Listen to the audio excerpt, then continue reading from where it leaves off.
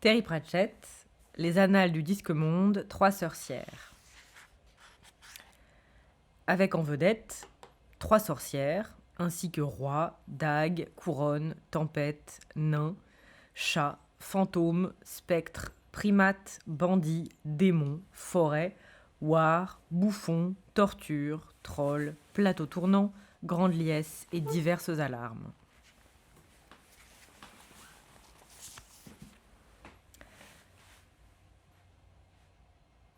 Le vent hurlait.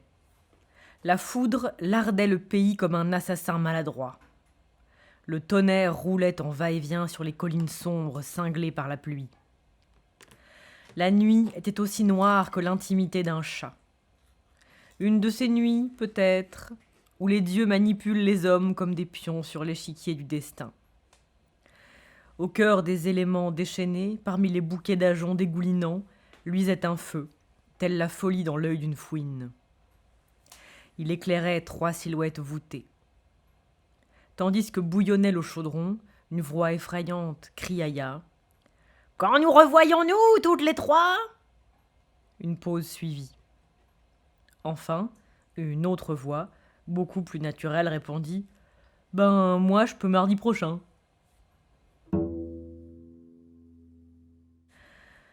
Dans les profondeurs insondables de l'espace nage la grande Atuin, la tortue stellaire dont le dos soutient les 4 éléphants géants qui portent sur leurs épaules la masse du disque-monde.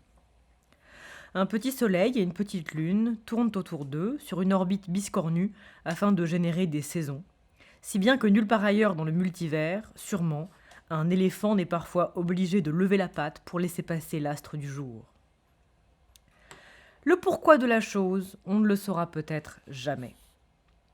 Possible que le créateur de l'univers, là de ses sempiternelles histoires d'inclinaison axiale, d'albédo et de vitesse de rotation, ait décidé pour une fois de rigoler un peu. Il est fort à parier que les dieux d'un tel monde ne jouent pas aux échecs. Et c'est effectivement le cas. À vrai dire, aucun dieu nulle part ne joue aux échecs. Il manque d'imagination pour ça. Ils préfèrent des jeux simples et méchants, où l'on se rend directement à l'oubli sans passer par la case transcendance. Pour vous aider à comprendre la religion, sachez qu'un dieu trouve amusante l'idée d'un jeu de loi avec des dés chauffés à blanc. La magie, à la manière d'une colle, maintient le disque assemblé. Une magie née de la rotation du monde lui-même. Une magie dévidée comme de la soie de la structure fondamentale de l'existence pour suturer les plaies de la réalité. On la retrouve en grande partie dans les montagnes du Bélier, lesquelles partent des terres glacées près du Moyeu pour arriver, via un archipel tout en longueur, aux mers chaudes qui se déversent éternellement dans l'espace par-dessus bord. La magie brute crépite, invisible, de sommet en sommet et s'enfouit dans les montagnes. C'est le Bélier qui fournit au monde la plupart de ses sorcières et de ses mages. Dans ces montagnes, les feuilles des arbres s'agitent même en l'absence de vent. Les rochers font leur petite promenade le soir. Parfois, même le pays a l'air de vivre. Parfois, le ciel aussi. La tempête se donnait vraiment à fond. C'était l'occasion ou jamais. Elle avait passé des années à moisir en province, à jouer les secondes rafales, à se rôder, à prendre des contacts de temps en temps, à faire une entrée fracassante devant des bergers sans méfiance ou à brûler les planches d'une malheureuse baraque. Voilà qu'une relâche dans la météo lui offrait la chance de tenir la vedette, et elle en rajoutait dans son rôle avec l'espoir qu'un gros climat la remarque. C'était une bonne tempête. Elle projetait son feu intérieur, elle s'exprimait avec passion, et les critiques le reconnurent. Pour peu qu'elle apprenne à mieux maîtriser son tonnerre, ce serait, d'ici quelques années, une tempête à suivre. Les bois éclatèrent en applaudissements, se remplirent de brume et de feuilles volantes. En de pareilles nuits, les dieux, comme précédemment signalé, jouent à autre chose qu'aux échecs avec les destinées humaines et les trônes royaux. Il est important de se rappeler qu'ils trichent toujours, jusqu'au bout. Et un carrosse roulait à tombeau ouvert sur la piste forestière accidentée. Il tressautait violemment chaque fois que les roues rebondissaient sur des racines d'arbres. Le cocher excitait son équipage, et les claquements de son fouet composaient un joli contrepoint au grondement de la tempête. Derrière, pas loin, pour ne pas dire de plus en plus près, galopaient 3 cavaliers encapuchonnés. En de pareilles nuits s'accomplissent les mauvaises actions. Les bonnes aussi, c'est entendu, mais surtout les mauvaises dans l'ensemble. En de pareilles nuits, les sorcières sont de sortie. Enfin, de sortie, d'accord, mais pas n'importe où. Pas à l'étranger. Elles n'aiment pas ce qu'on y mange, on ne peut pas se fier à l'eau, et les chamans monopolisent tout le temps les transats. Mais une pleine lune bataillait contre les nuages loqueteux, et les bourrasques pleines de murmures sentaient la magie à plein nez. Dans leur clairière au-dessus de la forêt, les sorcières tenaient la discussion suivante. Mardi, moi je fais du babysitting, dit celle qui n'avait pas de chapeau mais une crinière de boucles blanches si épaisse qu'on aurait dit un casque. Je garde le petit dernier de mon jason. Vendredi, je peux. Dépêche-toi avec le thé, mignonne, je meurs de soif. La plus jeune membre du trio poussa un soupir et transvasa à la louche un peu d'eau bouillante du chaudron dans la théière. La troisième sorcière lui tapota gentiment la main. « Tu l'as bien, fit-elle. Faut juste que tu travailles un peu plus tes aigus. Pas vrai, Nounouog ? Très efficace, les aigus, moi j'ai trouvé, s'empressa de répondre Nounouog. À ce que je vois, Bobonne Pleurniche, qu'elle repose en paix, t'as bien aidé pour la loucherie. Une bonne loucherie, abonda Mémé Cire du Temps. La sorcière Benjamine, du nom de Magra Gousse-d'Aille, se détendit considérablement. Elle témoignait envers Mémé Cire du Temps d'un respect mêlé de crainte. Mémé Cire du Temps avait la réputation dans tout le Bélier de ne pas aimer grand-chose. Si elle la jugeait bonne, la loucherie de Magra, c'est que les yeux devaient lui remonter dans les trous de nez. À la différence des mages, qui affectionnent par-dessus tout une hiérarchie compliquée, les sorcières ne se passionnent guère pour le côté structuré du plan de carrière. À chaque sorcière de recruter une jeune fille qui reprendra le secteur à sa mort. Par nature, les sorcières ne sont pas grégaires, du moins pas avec leurs consoeurs, et elles n'ont certainement pas de chef. Mémé Cire du Temps était la mieux considérée des chefs qu'elle n'avait pas. Les mains de Magra tremblaient légèrement tandis qu'elle préparait le thé.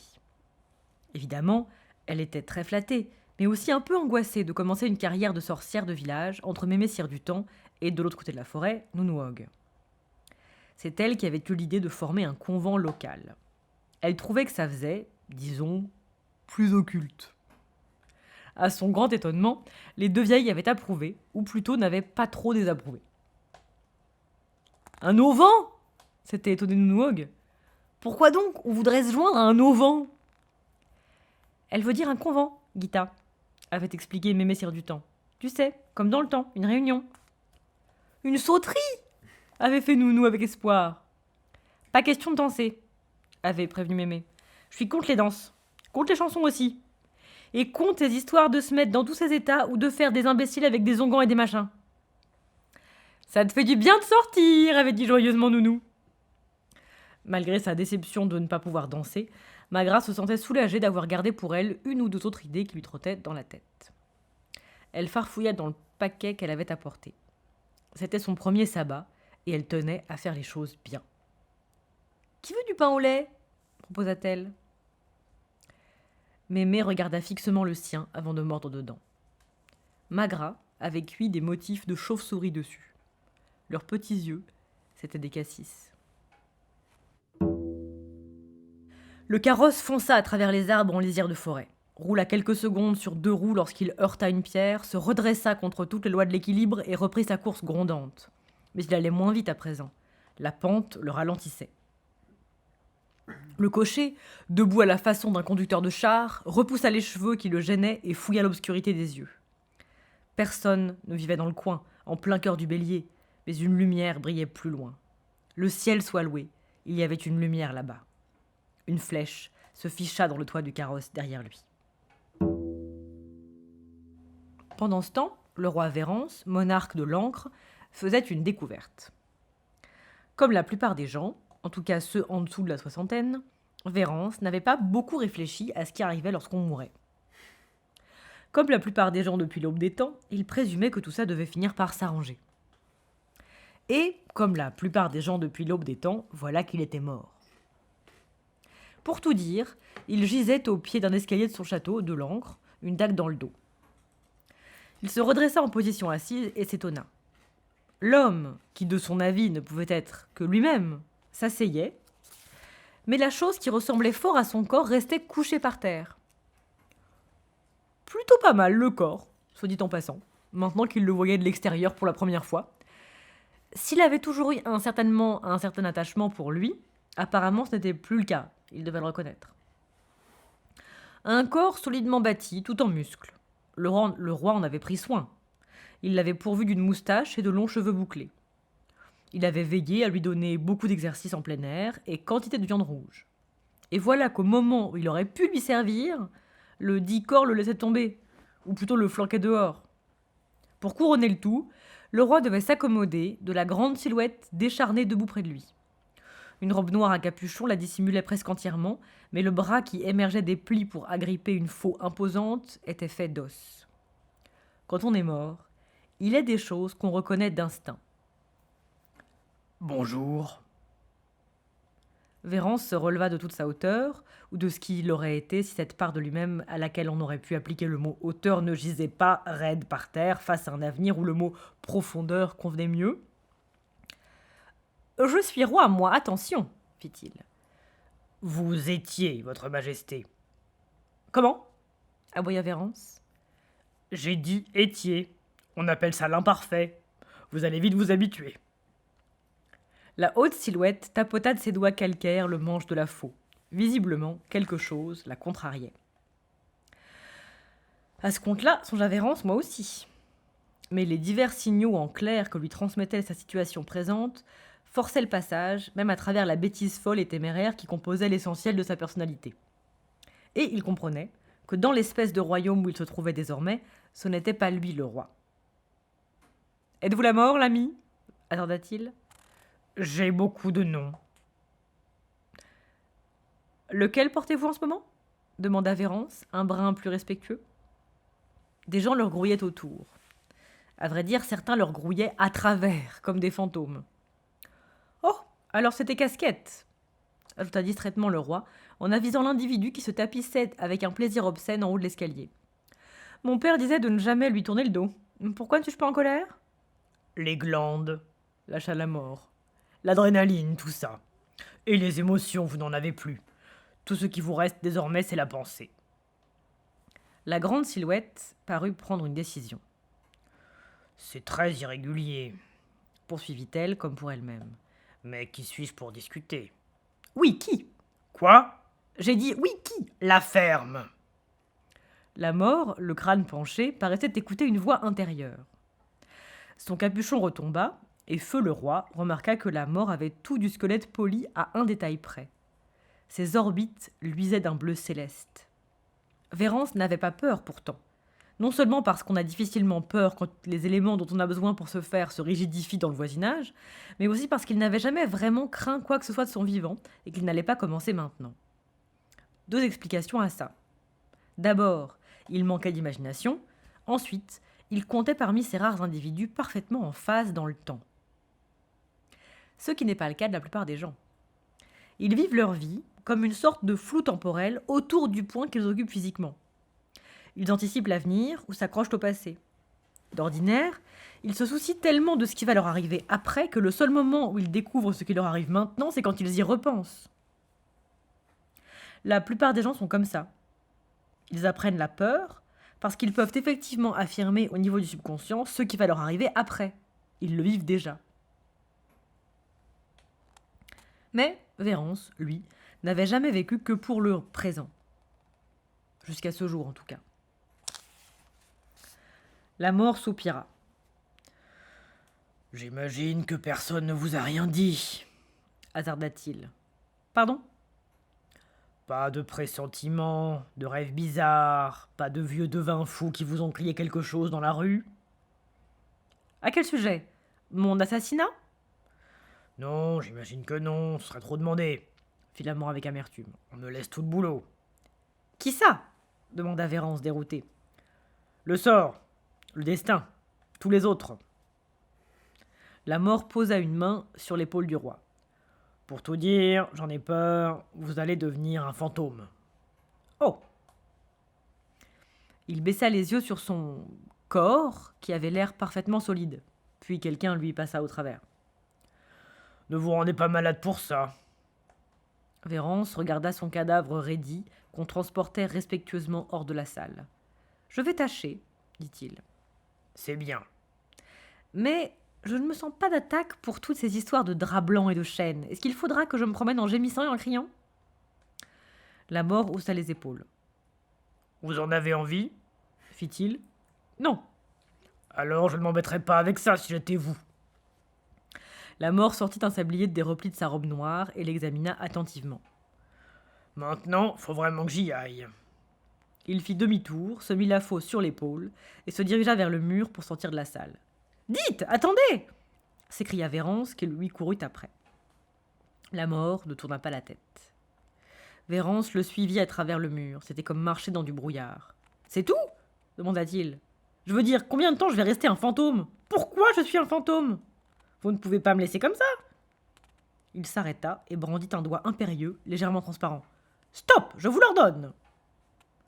La mort secoua tristement la tête et traversa le mur suivant. Le roi se dépêcha dans son sillage avec toute la dignité qu'il pouvait encore rassembler, et il le trouva qui tripotait les sangles d'un gros cheval blanc debout sur les remparts. L'animal mangeait dans une musette. « Vous ne pouvez pas me laisser comme ça !» répéta-t-il malgré l'évidence. La mort se tourna vers lui. « Si, je peux, dit-il. Vous êtes un non-mort, vous voyez ? Les fantômes habitent un monde entre les vivants et les morts. Ce n'est pas moi qui m'en occupe. » Il tapota le roi sur l'épaule. « Ne vous inquiétez pas, dit-il, ça ne durera pas une éternité. »« Bon, ça vous paraîtra peut-être une éternité. »« Combien de temps ça va vraiment durer ? » ?»« Jusqu'à ce que vous ayez accompli votre destin, je présume. »« Comment je vais savoir ce qu'est mon destin ? » fit le roi au désespoir. « Là, je ne peux pas vous aider, je regrette. »« Allez, comment je peux le savoir ? » ?»« Ces choses-là, en général, sont un jour ou l'autre évidentes, à ce que j'ai compris, » dit la mort qui bondit en selle. « Et jusqu'à quand je dois hanter ce château ?» Le roi Vérance considéra autour de lui les remparts livrés au courant d'air. « Tout seul, j'imagine, personne ne me verra. »« Oh, si, ceux qui ont des dispositions de médium. Les parents proches. Et les chats, évidemment. »« J'ai horreur des chats !» La figure de la mort se figea un peu plus, si possible. La lueur bleue dans ses orbites étincela rouge l'espace d'un instant. « Je vois, dit-il. » Le ton laissait entendre que le trépas était trop bon pour qui avait horreur des chats. « Vous aimez les très gros chiens, j'imagine. » À vrai dire, oui. Le roi contempla tristement l'aube. Ses chiens. Ils allaient vraiment lui manquer. Et la journée s'annonçait si bonne pour la chasse. Il se demanda si les fantômes chassaient. Peu probable, se dit-il. Pas plus qu'ils ne mangeaient ni ne buvaient d'ailleurs, et ça c'était vraiment déprimant. Il aimait les grands banquets bruyants, et il avait lampé plus d'une pinte de bonne bière. Lamper, note de bas de page. Lamper, c'est comme boire, mais on en renverse davantage à côté. Il aimait les grands banquets bruyants, et il avait lampé plus d'une pinte de bonne bière. Et de mauvaise, à la réflexion. La plupart du temps, il n'avait jamais su faire la différence avant le lendemain matin. Il flanqua un coup de pied découragé à une pierre et nota avec mélancolie qu'il passait carrément au travers. Pas de chasse, de beuverie, de ripaille, pas de ribotte, pas de fauconnerie. Il lui vint à l'esprit que les plaisirs de la chair se restreignaient sans la chair. Soudain, la vie ne valait plus le coup d'être vécue. Le fait qu'il ne la vive pas ne lui apportait aucun réconfort. « Certains aiment ça, la condition de fantôme, » dit la mort. Fit Vérance sinistre. « Ça n'est pas si affreux, je pense. Ils voient comment s'en sortent leurs descendants. »« Pardon ? Qu'est-ce qui vous prend ?» Mais Vérance avait disparu dans le mur. « Ne vous gênez pas pour moi, je vous en prie, » bougonna la mort. Il jeta autour de lui un regard capable de voir dans le temps, dans l'espace et dans l'âme humaine, et nota un glissement de terrain très loin en Klatch, un ouragan en terre de Wanda, une peste à Hergen. « Le boulot, marmotta-t-il, et il éperonna son cheval qui décolla dans le ciel. Vérance courut à travers les murs de son château. Ses pieds touchaient à peine le sol. En fait, l'inégalité du sol faisait qu'il ne les touchait parfois pas du tout. En tant que roi, il avait l'habitude de traiter les serviteurs comme s'ils n'existaient pas, et leur courir à travers revenait à peu près au même. La seule différence, c'est qu'ils ne s'écartaient pas. Vérance arriva à la nourricerie, vit la porte enfoncée, les draps qui traînaient, entendit le bruit des sabots. Il gagna la fenêtre, vit son propre cheval franchir à fond de train le portail ouvert entre les brancards du carrosse. Le martèlement des sabots retentit encore un moment sur les pavés, renvoyé par l'écho, puis mourut. Le roi frappa l'appui de la fenêtre et son poing s'enfonça d'une main dans la pierre. Il s'élança alors dans le vide, sans daigner se soucier de la chute, descendit, moitié volant, moitié courant, à travers la cour et pénétra dans les écuries. 20 secondes lui suffirent pour constater qu'à la longue liste des choses interdites aux fantômes, il fallait ajouter l'équitation. Il réussit bien à monter en selle, ou du moins à chevaucher du vide juste au-dessus, mais lorsque le cheval finit par s'emballer, terrifié au-delà de toute expression par les choses mystérieuses qui se passaient derrière ses oreilles, Vérance se retrouva assis à califourchon sur 1,50 m de rien. Il voulut courir et parvint au portail avant que l'air autour de lui ne s'épaississe jusqu'à la consistance du goudron. « Vous ne pouvez pas !» fit une voix triste et vieille derrière lui. « Il faut rester là où vous avez été tué. Hanté, c'est ça. Croyez-moi, j'en sais quelque chose. » Mémé Sire du Temps marqua une pause, un deuxième petit pain à mi-chemin de sa bouche. « Il y a quelque chose qui vient, » dit-elle. « Vous avez des picotements dans les pouces ?» demanda sérieusement Magra. Elle avait beaucoup appris sur la sorcellerie dans les livres. « Des picotements dans les oreilles, » répondit Mémé. Elle leva les sourcils à l'intention de Nounou Hogg. La vieille bobonne pleurniche avait fait une excellente sorcière dans son genre, mais bien trop fantaisiste. Trop de fleurs, d'idées romantiques et tout ça. L'éclair suivant montra la lande qui s'étendait jusqu'à la forêt plus bas, mais la pluie sur la terre chaude d'été avait peuplé l'espace de spectres de brume. « Un galop de cheval ?»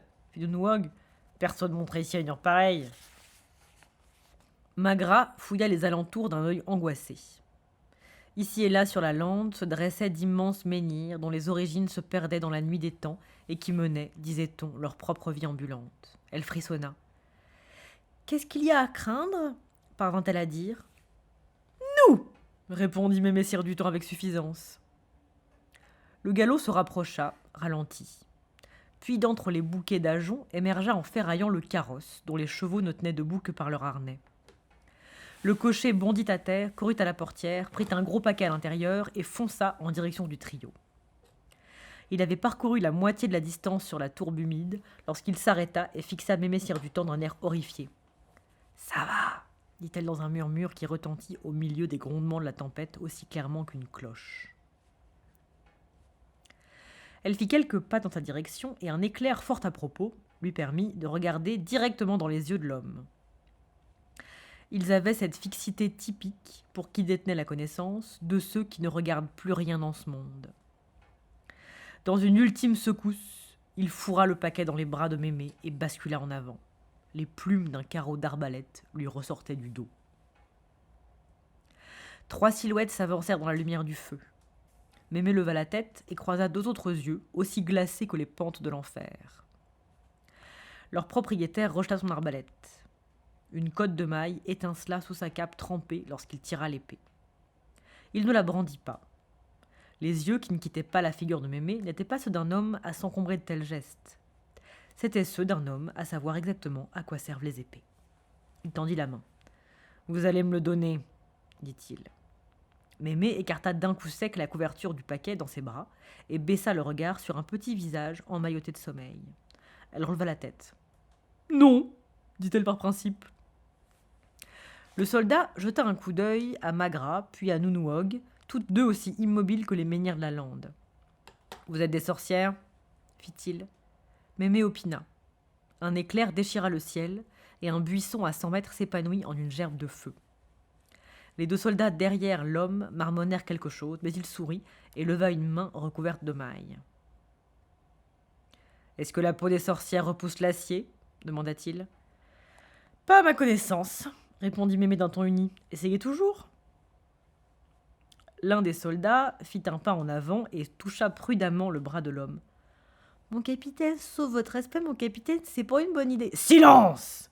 Mais ça porte terriblement malheur. Faut que je répète. Mon capitaine, fit le soldat. Ses yeux croisèrent ceux de la sorcière l'espace d'un instant et reflétèrent une horreur éperdue. Le chef sourit de toutes ses dents à Mémé, dont pas un muscle n'avait bougé. Ta magie de paysan, c'est bon pour les simples d'esprit, mère de la nuit. Rien ne m'empêche de te pourfendre sur place. Alors pourfends donc, mon bonhomme, fit Mémé, qui lui regardait par-dessus l'épaule. Si le cœur t'en dit, pourfends aussi fort que tu l'oses. L'homme leva son épée.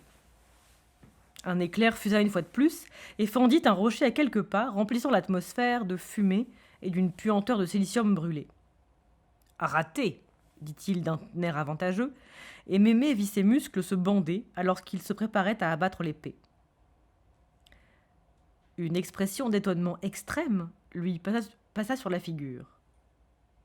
Il pencha la tête d'un côté et ouvrit la bouche, comme s'il essayait de se faire à une nouvelle idée. L'épée lui tomba de la main et atterrit, la pointe la première dans la tourbe. Puis il poussa un soupir et se replia tout doucement pour s'écrouler en tas aux pieds de Mémé. Elle lui donna un petit coup du bout de l'orteil. « Peut-être que tu savais pas ce que je visais, » murmura-t-elle. « Mère de la nuit, ah oui !» Le soldat, qui avait voulu retenir le chef, fixa avec horreur le poignard sanglant dans sa main et recula. « Je pouvais pas le laisser, il aurait pas dû... C'est pas bien de... » bredouilla-t-il. « T'es du pays, jeune homme ?» fit Mémé. Il tomba à genoux. « Loupe dingue, madame !» répondit-il.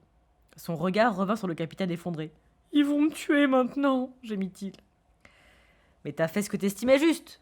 dit Mémé. « Je suis pas devenu soldat pour ça, pas pour aller tuer des gens. »« Parfaitement. Si j'étais toi, je me ferais marin, » dit Mémé d'un air songeur. « Oui, une carrière navale. Je commencerai le plus tôt possible, tout de suite même. File, bonhomme.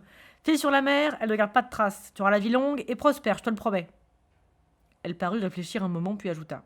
« Du moins, sûrement plus longue que si tu restes à traîner dans le coin. » Il se releva, lui lança un regard de gratitude et de crainte mêlés, puis s'enfuit à toutes jambes dans la brume.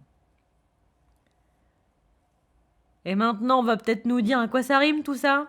fit Mémé en se tournant vers le troisième homme, vers la place qu'avait occupée le troisième homme. On entendit le martèlement de sabots au loin sur la tourbe, puis le silence. Nounouog s'avança en clopinant. « Je peux le rattraper » dit-elle. « Qu'est-ce que t'en penses ?» Mémé refusa de la tête. Elle s'assit sur un rocher et regarda l'enfant dans ses bras. C'était un garçon, âgé de 2 ans ou plus, et tout nu sous la couverture.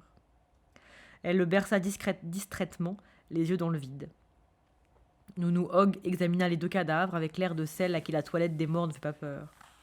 « C'était peut-être des bandits ?» dit Magra d'une voix tremblotante. Nounou secoua la tête. « Bizarre, » fit-elle. « Ils portent tous les 2 le même emblème. 2 ours sur un bouclier noir et or. Quelqu'un sait ce que ça veut dire ?»« C'est l'emblème du roi Vérance, » dit Magra. « Qui c'est ?» demanda Mémé Sire du Temps. « Il gouverne le pays, » répondit Magra. « Oh, ce roi-là » fit Mémé, comme si le sujet ne valait pas qu'on s'y attarde. « Des soldats qui se battent entre eux, ça n'a pas de sens, » dit Nounouog. « Magra, va donc regarder dans la voiture. » La benjamine des sorcières fourragea dans la carrosserie et revint avec un sac. Elle le retourna, et quelque chose tomba par terre avec un bruit sourd. La tempête était allée gronder sur l'autre versant de la montagne à présent, et la lune annonciatrice de pluie répandait un fin gruau de lumière sur la lande humide. Elle se reflétait aussi sur ce qui était, sans le moindre doute, une couronne extrêmement importante. « C'est une couronne, » dit Magra. « Il y a plein de bouts pointus dessus. »« Oh, bon sang !» fit Mémé. L'enfant gazouilla dans son sommeil. Mémé Sire du Temps désapprouvait que l'on regarde dans l'avenir, mais elle sentait maintenant l'avenir qui la regardait, elle. Et elle n'aimait pas son expression à l'avenir.